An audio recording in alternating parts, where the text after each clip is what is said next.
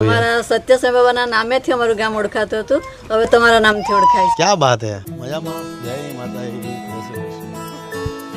ઘણા દિવસની મહેનત, આમ તો ઓલમોસ્ટ 2 મહિના થયા છે। 2 મહિનાની મહેનતમાં આજે અમારું ઘર બનીને તૈયાર છે। જે અમારું ત્રીજું ઘર છે। તમને વેવલનું ઘર બતાવ્યું, તમને સિંધઈનું એક ઘર બતાવ્યું આની પહેલાનું, અને એક આ ઘર છે જે આજે બનીને તૈયાર છે। ટોટલ 5 લોકોનું આ પરિવાર છે જે આ ઘરની અંદર રહેવાનું છે।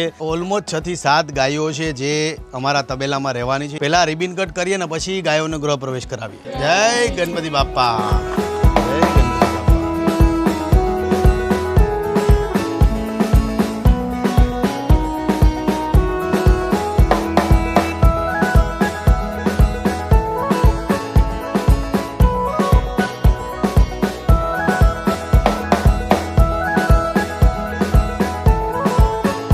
બસ બાંધી દો ભાઈ। 5 ગાય અમારી આવી ગઈ છે, અત્યારે શાંતિથી બાંધી દીધી છે એને તબેલામાં। હવે અહીંયા પૂજા કરશું ને પૂજા પછી તમને આખું ઘર બતાવીશ।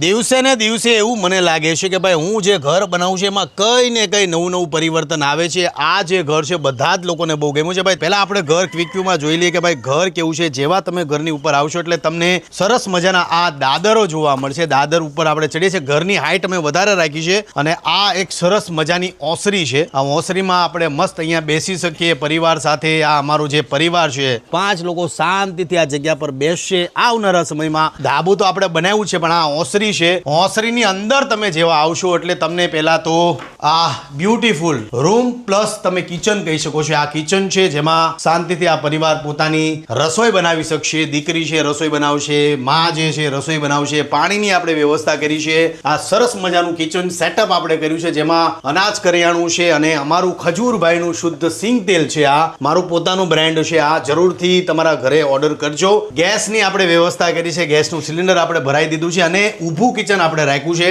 આપણે જ્યારે પણ જેના પણ ઘર બનાવીએ છીએ પૂછીએ છીએ કે ભાઈ આપણે ઊભું કિચન બનાવવું છે કે પછી બેઠું કિચન બનાવવું છે। જગ્યા પરથી મસ્ત બહારની અંદરથી હવા ઉજાસ તમે લઈ શકો છો। અને આ તબેલો છે, પેલા તબેલામાં જાતા પહેલા તમે પીઓપી આ વખતનું જોશો તો તમને બહુ ગમશે। દર વખતે કહું મને બહુ ગમે છે, બહુ ગમે છે, પણ આ વખતનું પીઓપી કંઈક હટકે ને કંઈક સારું છે। જેવા તમે અહીંયા આવશો એટલે તમને આ એક તબેલો જોવા મળશે જેમાં આવનારા સમયમાં હરેક ગુજરાતીઓને કહું છું કે તમારી ઘરે ગૌશાળા હોય, તબેલો હોય તો હવે એવો સમય બદલાઈ ગયો છે કે ગરમીનો પારો દિવસે ને દિવસે વધી રહ્યો છે, એટલે પતરાના શેડની અંદર ગાય હોય, ભેંસ હોય, કોઈ પણ જાનવર હોય એ વધારે નથી રહી શકતું। એટલે હવે એવી પહેલ કરો કે આવનારા સમયમાં જેટલી પણ ગુજરાતમાં ગૌશાળા છે ધાબાવાળી બને। હવા ઉજાસ માટે આ જગ્યા રહેવા દીધી છે જેથી કરીને ગાયોને કદાચ ગરમી થાય તો ગરમી પણ ન થાય। આ બાથરૂમની વ્યવસ્થા છે, એક ટોયલેટ બાથરૂમની વ્યવસ્થા આપણે કરી છે અને ગાયો માટે ખુલ્લું। ભવિષ્યમાં કદાચ આ પરિવારને મન થાય કે આપણે ગાયો વધારવી છે કાં તો ગાયોની સંખ્યા વધે તો આ જગ્યા છે એમાં ઉપયોગી આ જગ્યા નીવડે। એટલા માટે આ હવેડો તમે જોયો। જેવા તમે અહીંયા આવશો એટલે આ 2 સેટીની વ્યવસ્થા છે જેમાં 2 ભાઈ બહેન સૂઈ શકે છે અહીંયા આરામથી।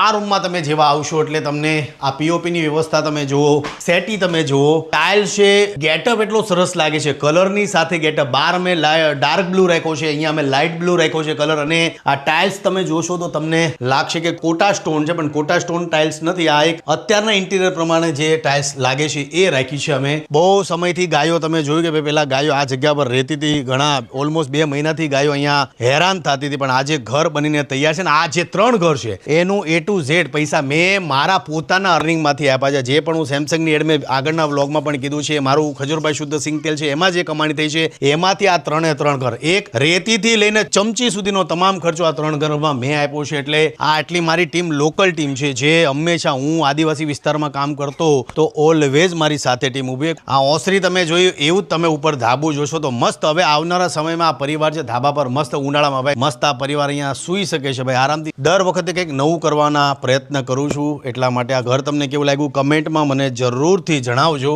અત્યાર સુધી જેટલા પણ ઘર બનાવ્યા છે એમાં હરેક ઘરની અંદર ચેલેન્જ અલગ હોય છે, મહેનત અલગ હોય છે, અને ખાસ તો આદિવાસી વિસ્તારમાં જ્યારે શિયાળામાં કામ કરતા હોઈએ ત્યારે ઠંડીનું પ્રમાણ આ વિસ્તારોમાં વધારે હોય છે, પણ બે મહિનામાં 3 ઘર બનાવવામાં એટલી બધી તકલીફ પડી। પણ આ જે પરિવાર છે 5 5 લોકોનું એને પણ શાંતિ થઈ ગઈ છે એટલે સરસ લાગે છે. સારું છે. હા, પહેલું અમારું એવું નહીં બન. પહેલે અમારી બહુ નબળી પરિસ્થિતિ હતી. અત્યારે તમારે ઘેર બનાવી આપ્યું એટલે આમ બહુ સારું. પણ બે છોકરા બહુ મહેનતી છે, માયાળુ છે. આટલા દિવસ આ માજીની તમને એક વાત કરું, પહેલા દિવસથી લઈ સતત મહેનત કરતા હતા. સાથે એ તગારા ઉપાડે ને એ પતરા ઉપાડે, રાત દિવસ એમણે પણ મહેનત કરી છે. ગાય લીધે જ ઘેર બન્યું એમ લાગે. તો અને બીજું કે ગાય જેટલી હતી હું પહેલા દિવસે આવ્યો તો ત્યારની હું તને વાત કરું, જ્યારે એ ગાયની બધી એટલી બધી વાવાઝોડું હતું, સાયક્લોનના લીધે બધું વેર વિખેર થઈ ગયું હતું, પણ જે પરિસ્થિતિ ઘરની હતી ને એમાં ગાયોના જે ફેસ તમે જો, એક તો તમને ગાયનું આમ તમે નેચરલ મોઢું જોવો તોય તમને દયામણું લાગે, પણ આજે 5-6 ઘર 2 મહિના પછી એના ઘરે મસ્ત બંધાઈ ગઈ છે.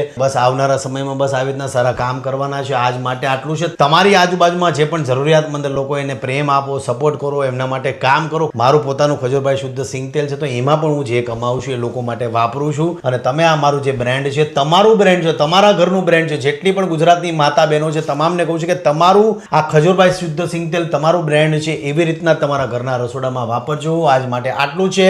મળીએ છે. જય માતાજી, જય શ્રી કૃષ્ણ. આ બધા અમારા મિત્રો, આમનું મેં ઘર બનાવ્યું હતું, એ લોકો અહીંયા છે હાજર. આજે એક ગાય અહીંયા બેઠી છે કે નહીં? શાંતિ, કેમ છો? મજામાં માસી? શાંતિ? તમને મળવા માટે આજે ખાસ અમારા સત્ય સાંઈ બાબાના નામેથી અમારું ગામ ઓળખાતું હતું, હવે તમારા નામથી ઓળખાય છે. ક્યાં વાત હે. આપણે ઘણીવાર મહેનત કરતા હોઈએ, આ મહેનતના પૈસા છે. અત્યારે કદાચ મારું બ્રાન્ડ બહુ નાનું છે, પણ આવનારા સમયમાં કદાચ ખજૂરભાઈ શુદ્ધ સિંગ તેલ એટલું બધું મોટું વિકરાળ રૂપ લઈ લે. આ બધાના આશીર્વાદ હશે તો. એટલે ભાઈ તમે બધા પ્રાર્થના કરજો અમારા માટે. કરશો ને? ભાઈ આ 2 ઘર આજે મસ્ત સંપન્ન થઈ ગયા છે.